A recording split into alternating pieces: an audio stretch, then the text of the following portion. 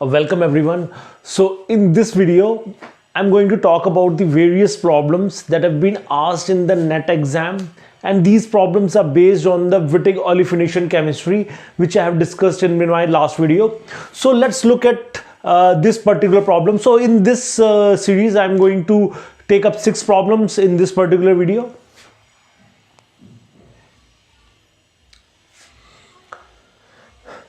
Welcome everyone. So I made my last video on the Wittig Olefination. So I thought it would be a wise idea to include various problems that have been asked which are based on Wittig Olefination. So in this video I'm going to talk about 6 problems which are based on Wittig Olefination chemistry, and these questions were asked in either GATE exams or in the NET papers over the years. So I'm going to take up 6 problems.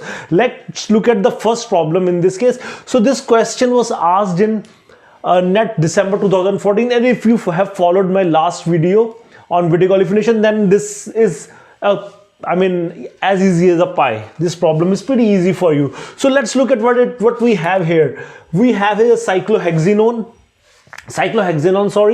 and then we are treating it with triethyl phosphite, and we have this electrophile, and then for sodium hydride followed by hydrolysis, and we are given with 4 options. So now let's just try to break it down. First of all, what is happening? Let's just look at this first of all. Okay, so this is DME, which is a solvent. Okay, so this is a solvent in this reaction. So what we are doing in the first step of the reaction is we are taking this triethyl phosphite, and this I have already said the first step of the reaction is this first of the Arbuzov reaction, which is used for the synthesis of phosphonate salt. Okay, so this is what is happening. This attacks and it leads to the formation of this one, OMe, CH2, P, OET, OET and OET, and now the bromo that has released from the reaction, this bromide, it attacks the ethyl group, and we end up getting is phosphite. So this is what we form in the first step. Okay, so this is the phosphonate esters that is forming in the first step. Okay, now in the second step, what he has said, he's adding sodium hydride in the reaction media. And we know sodium hydride is a strong base, and DMF here is a solvent, and here we have this acidic proton. So this is abstracting this proton, resulting in the formation of this carbanion here. And once we have a carbanion here, and this carbanion is now searching for any electrophilic source, and now what we have done, now they have added this ketone into the media. We have this cyclohexanone. This attacks, and we know in the Wittig Olefination what we'll end up getting is this. This is the product. Or let's just write down the mechanism to break the problem down. Okay, so let's just see what is happening here. We have OMe, we have this. Okay, and then this O attacks here. This comes like that, and in the next step, what we are going to have is this OM there, okay, OET, OET, and this OME here. This comes back, this OET group leaves, minus OET minus. So what we end up getting is this oxaphosphatidane ring, and we all know what is the driving force for in the case of Wittig Olefination. It is the formation of this phosphor-oxygen bond. So this is exactly what happens in the next step, and it leads to the formation of the enol ether. This is the enol ether that is formed. Okay, so in my video I covered when we take an enol ether and when it is subjected to hydrolysis under acidic condition, then what we end up getting is the aldehydes. This is exactly what is happening. So when you subject this particular stuff to hydrolysis condition in step 3, then what we end up getting is the formation of the aldehydes. Okay, and if we see, it is option number 3, which is aldehyde. So this should be the correct answer. So if you have followed my chemistry in the last video, then as I said, this problem is pretty easy. Okay, now let's look at the other problem. So let's come to problem number 2, which appeared in NET exam in June 2015, which is based on Wittig Olefination. And generally what we see, it is a combination of 1 or 2 problems or 1 or 2 name reactions which constitutes a question. So here we have this 2-step reaction, and in the first step they have asked about the OXY-ANIONIC COPE rearrangement. I have already made a video on the COPE rearrangement where I have discussed about the normal COPE, OXY-COPE, OXY-ANIONIC COPE and Aza-Cope rearrangement with all the relevant examples from exam point of view, and exactly the same reaction sequence I have discussed here there as well with the stereochemistry. So if you want to know more about the first step, you can look into that particular video. So let's look at this question and see what is happening over here. So as I said, in the first step here, it is OXY-ANIONIC COPE rearrangement that is taking place, followed by the Wittig Olefination, and we are given with 4 options, which looks quite, difficult if you look at, which looks quite difficult from outside. Then let's see how to proceed and go ahead with this particular problem. Okay, so in the first step, what we have is this particular compound, and we are given with Me, OH, and we are treating with potassium hydride. Okay, so if we have seen my video on the OXY-ANIONIC COPE rearrangement, then we know once we are generating this oxy anion, then what they do, these are much higher in energy, and the reaction takes place at much milder condition because they are high energy species, as a result of which the conditions are much more milder. So you can see this reaction also is taking place at room temperature, whereas normal COPE rearrangement, they require much higher temperature, and these reactions are highly stereospecific in nature. So let's look at what is happening over here. So we generate this anion, and then we are subjecting it to 3,3 sigma topic rearrangement.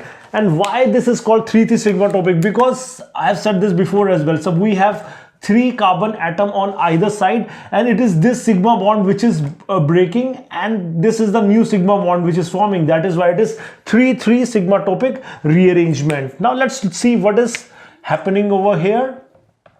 And so just a second, here we have this and we have this. Okay, now what about the stereochemistry of this methyl group? As I said, these reactions highly stereospecific. So if we look at, these are trans and these are trans to each other, so it means that the functionality of these 2 methyl group, the position of this 2 methyl group will also be trans to each other. So we can just simply write it like that. Okay, simply write it like that. Now let's just simply enolize it. This can easily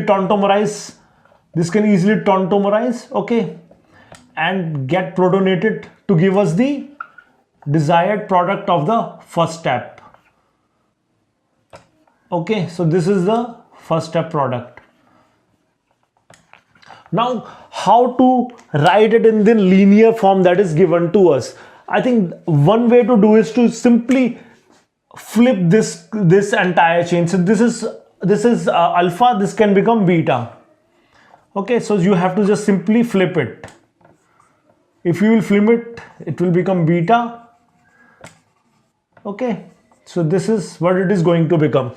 So from here, the options that are given to us, we can see it has to be either from option A or option B, because in option 3 and 4, both these groups are, one is alpha, other is beta, whereas a product should be beta only. Okay, even if you have confusion that which one of them should be the correct structure, now we are sure about that these stereochemistry of these methyl groups are trans. Okay, now what you can do, you can simply carry out the R and S configuration of these chiral centers, and RS configuration of these 2 chiral centers should be the same of these 2 chiral center if you have carried out the conversion appropriately. Now let's just try and name it. Okay, so this would be 1, 2, 3, and this hydrogen would be 4. So it is S, it should be R. Okay, now just try and look at this carbon. So this should be 1, 2, 3, R.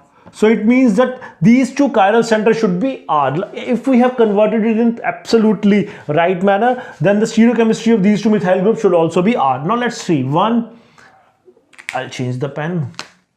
1, 2, this is 3, R. Okay, 1, 2, and this is 3, R. So it means the conversion is perfect. Okay, so it means this is the right option. So it means out of option 1 or 2, one of them has to be correct. Okay, so this is product number A. Now in the second step, what they are doing a Wittig olefination using phosphonium salts. Okay, so if you have followed my talk, what I have said that if the phosphonium, it's a phosphonium halide, then what we need to look at, butyl lithium will abstract this proton. Okay, it will abstract this proton, it will generate a negative charge here, and if there is an electron withdrawing group here which can stabilize the negative charge, then the olefin we will form will be trans. But if it is unstabilized halide, the product would be cis olefin. So out of these two, this is cis, so option correct would be option number 2. Okay, where this is the right answer for A. For B, the right answer would be this, because here what we are getting is cis olefin because we are taking unstabilized halide. So that is how you have to approach this particular problem. Okay, now let's look at problem number 3. So this is problem number 3, which is appeared in December 2015 NET exam. So we can see that how frequent the problems that are based on Wittig olefination have been appearing in the exam, which makes it a very important topic. So here we go, it's a very interesting problem.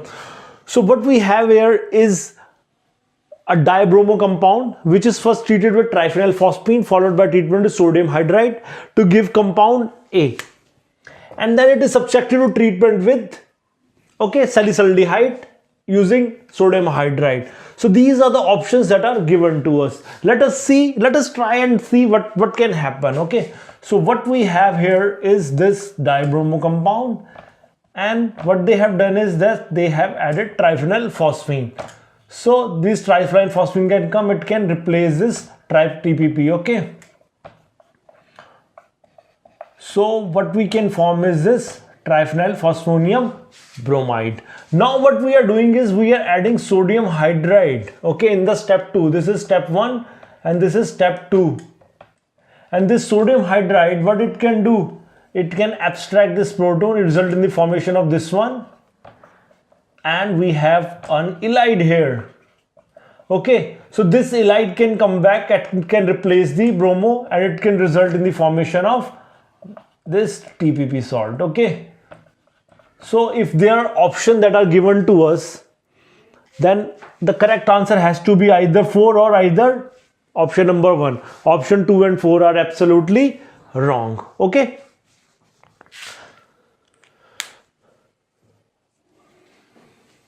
now let's look at what's happening in this is compound number A. Okay, now what they are doing is we are taking this aldehyde and OH. Okay, important thing to note here is that we are also taking sodium hydride, which is a base in the reaction. So this is already in the halide form, so this can attack the aldehyde, result in the formation of an alkene here.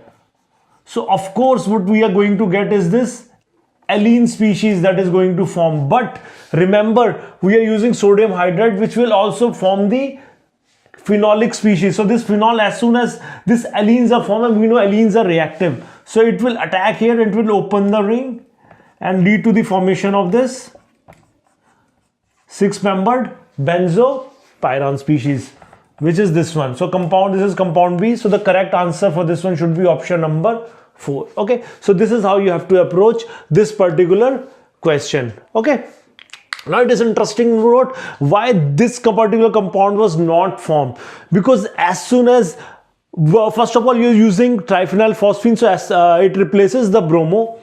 So as soon as this particular compound is formed, the sodium hydride reacts and it results in the formation of this olefin. So the formation of this halide is thermodynamically more favored as compared to this one. So if we can simply write this halide as well, so we can clearly see there are two negative charge that are next to each other, which is highly, this is a highly destabilizing, this destabilizing species. So the formation of such type of compounds are highly unlikely. So that is why in this reaction what we end up getting is the formation of this allyl phosphonium salt. Okay, and once the alene is formed, since we are using sodium hydride, what we end up getting is the benzopyrrole. Okay, so this is how you have to approach this particular question. Now let us look at problem number 4. Okay, so this is the problem from GATE 2016, which is based on Wittig olefination. In fact, as Horner-Wadworth-Emmons condensation or olefination or reaction followed by sharpless asymmetric epoxidation. Okay, again, usually you are asked combination of these questions, and let us see how to approach this question. And if we see the first question, what we have this phosphonium esters, and we are using sodium hydride as a base, and this is the ketone. So the first step of this reaction is pretty usual and nothing fancy in this. So what you are using is sodium hydride as a base, and we know the carbanion that is generated in this case is resonance stabilized at both these positions. Okay, so the olefin that we form as a result of condensation with any ketone is going to be trans in nature. This is the trans olefin that is formed.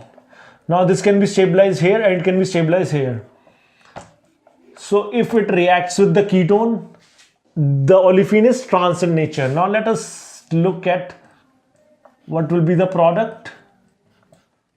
So this is the olefin that we get. Okay, so since we can see that if we just simply name these two, name this, just a second, if we have to just prioritizes, this is 1, this is 2, this is 1, this is 2. So both these are trans. So this is E olefin that we get. And then what they have said that we have treated this with lithium aluminum hydride, and we know that lithium aluminum hydride is a strong reducing agent which reduces the esters to alcohol. Lithium aluminum hydride. So it has reduced the esters to alcohol. So now we can clearly see the correct answer has to be from option 1 or option B. So this is our compound S. We have studied enough about sharpless asymmetric oxidation to know that whenever we are using del D negative diethyl tartrate, okay, then we always end up getting the epoxide with the beta phase. Okay, so this is no brainer. So this is the product that we get. This is the T. So the correct option is option number 1. Okay, so this is how you have to approach this question. Just simple understanding of Wittig olefination reactions can help you, really well to solve many questions. Now let us look at one more question that was asked in GATE 2016, which was again based on Wittig olefination chemistry. Let's look at that particular problem. So let's look at this another interesting problem from GATE 2016, which was a mixture of number of chemistry plus the Wittig olefination chemistry. I particularly like this problem, and if you look at the kind of options that are given to you, they look a little scary, but there's no need to be afraid of that. So let's try to approach this question in a very logical manner and arrive at the right answer. So what we are given with is an epoxide, and then we have a nucleophile, which is a phosphinium based nucleophilic species. So this is kind of a nucleophile, right? And what it can do, it has to open this epoxide either from this side or this side. Now let's look at, if we see that this is more substituted as compared to this side. Okay, so the nucleophilic attack is more preferred from this particular side as compared to here. Okay, so let's just try and see what happens in first step. If it attacks from the back side and this opens, so what should we get? Okay, let's just see. We have this OLI, this attacks from the back, and this will come like PPH2, this will be H, this will be CH3, and we are going to have OCH3 and CH3. I hope first step is clear. So this is product M. Let's try and see in another option which one of them could be correct. Okay, so in option A and B, the attack on this side is given, so the correct answer has to be either A or B. Okay, in the next step, what we are doing the methylation. We know that this phosphonium phosphine can really attack the alkyl halides to form the phosphonium salts. We know that. Okay, let us see what happens here.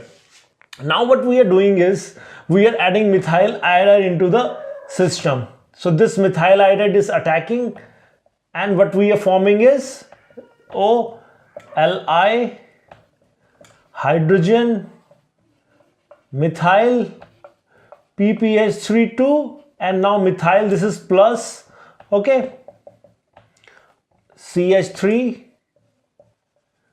and this is the group. Okay, what I told in my video is that the driving force of the reaction is the formation of phosphonium oxygen double bond. This is what I said, and in there, one of their byproduct is this phosphine oxide type of compound. Okay, the second thing is I said is that the elimination of phosphorus and oxygen takes place from same side. That is, the elimination is highly stereospecific and it undergoes via syn-periplanar mode. So okay, in order for that to happen, right now these two are in different plane. In order for that to happen, we need to bring this into in the same plane. Let us do that. Okay, so what we are doing is that we are rotating this bond. We are rotating this bond in order to bring phosphine and oxygen on the same side. Let's just rotate, let's just carry out a rotation around this carbon-carbon single bond. We will clearly understand the answer to the question here.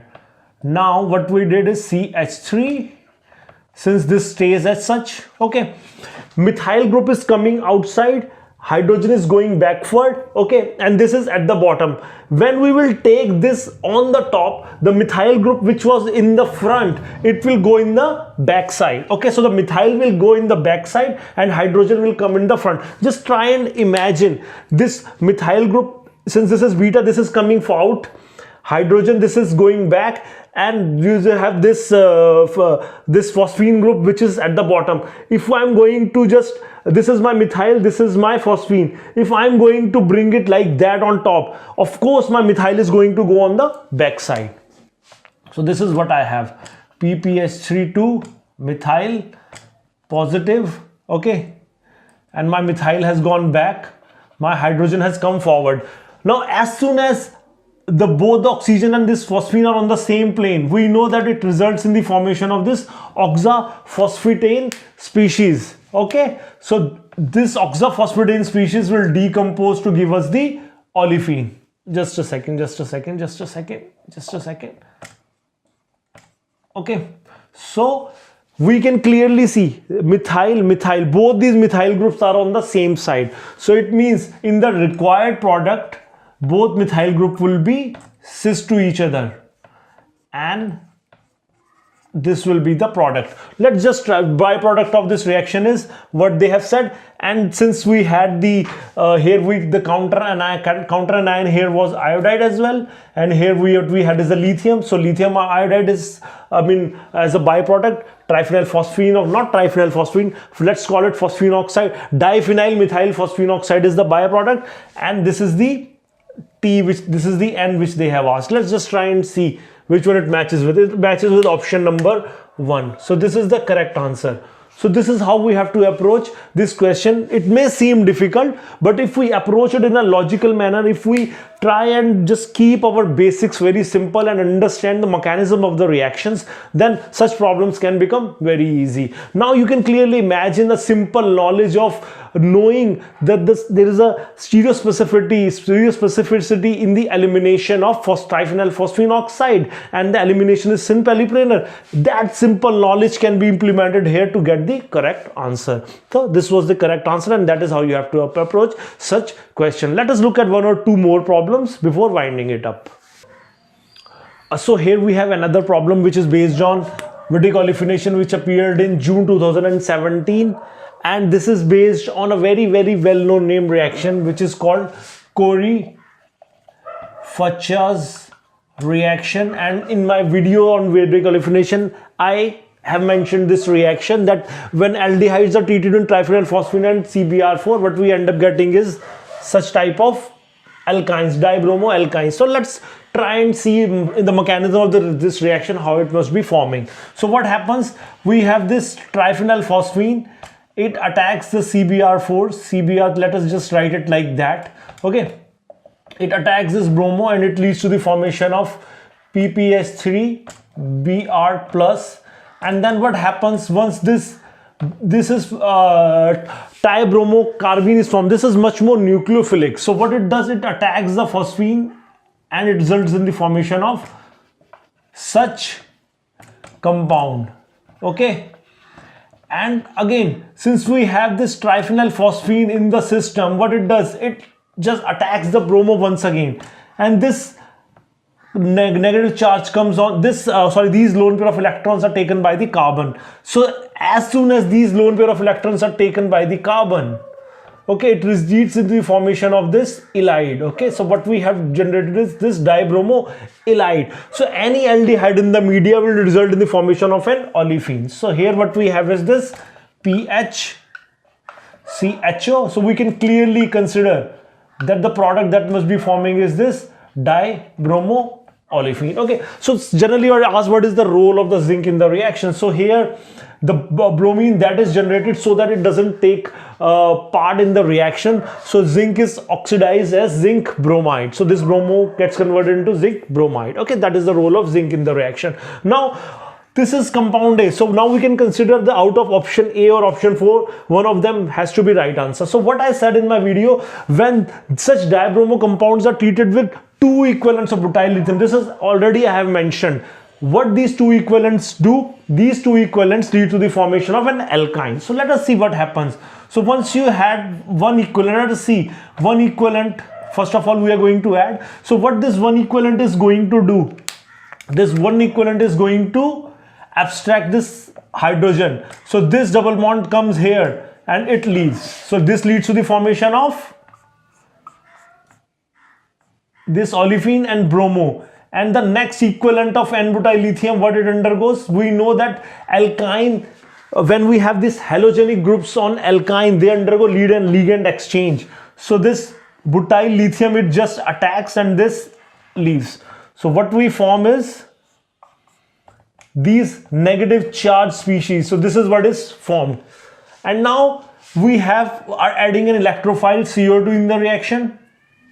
Okay, so what happens once we have CO2? Let us just write it like that.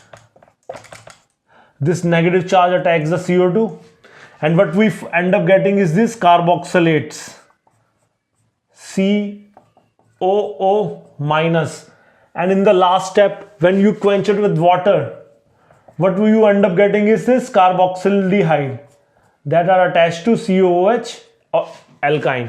So if we see out of all these 4 options, it is option 1 which is the correct options, because we know this is the Corey-Futch reaction in which we end up getting alkynes, and when you treat it with a 2 equivalent of it, we form this lithiated alkynes, which on treatment with CO2 followed by quenching with water leads to the formation of alkyne carboxylic acid. So option 1 is the correct answer, okay. So let's look at the last problem, which was based on Wittig Olefination. So this is the last problem which is based on Wittig Olefination, that was asked in June 2018, very latest problem. And in my video, I have clearly explained here what we are dealing with is a triphenyl phosphonium ylides. So triphenyl phosphonium ylides are generally give unstabilized ylide, and unstabilized ylides form the cis olefin. But what I said, whenever you have an electron withdrawing group next to this carbanion, so another way of writing this triphenyl phosphonium iodide is like this one, right? And what we have is an electron withdrawing group next to it, so it means this carbanion can be stabilized, as a result of which the olefin that we will end up getting is E. So we will end up getting the trans product as the major. It means the trans olefin would be the major product. So let us look at, if there is a Wittig olefination between these two compounds, what will be the product? So as I said, the trans would be the major product. So this is the trans product that we get. So if we see option number 1 or 3, out of these two options, one of them would be the correct option. So this is compound A. I think if you have seen my video, you will understand why this is the product. And just draw the simple mechanism and just see what sort of a repulsion is there between the groups. Then you will understand why do we get the trans whenever we have COET groups or any other group that is present. Okay, you will understand it. Now let's try and look at compound A is then treated with this species and it was heated. Let's just try and see what sort of a arrangement is there. I am just going to write it as this. Okay, it's a very good way of understanding. So if we see like that, then this carbon is, you know, more electrophilic and this is nucleophilic. That is how the entire electron density is going. We can write it like that as well. Okay, so this is how the electron density is moving. So this is a electrophilic carbon. Okay, so if there is a nucleophile, the attack is going to take place at this position. Now let us look at the other starting material that we have.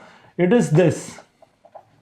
So here we have oxygen. If this gives the electron, then we can write it like this, right? We can write it like this one. So it means that it is this carbon which is going to attack this position. Okay? And then this carbon is the one which is going to attack this carbon.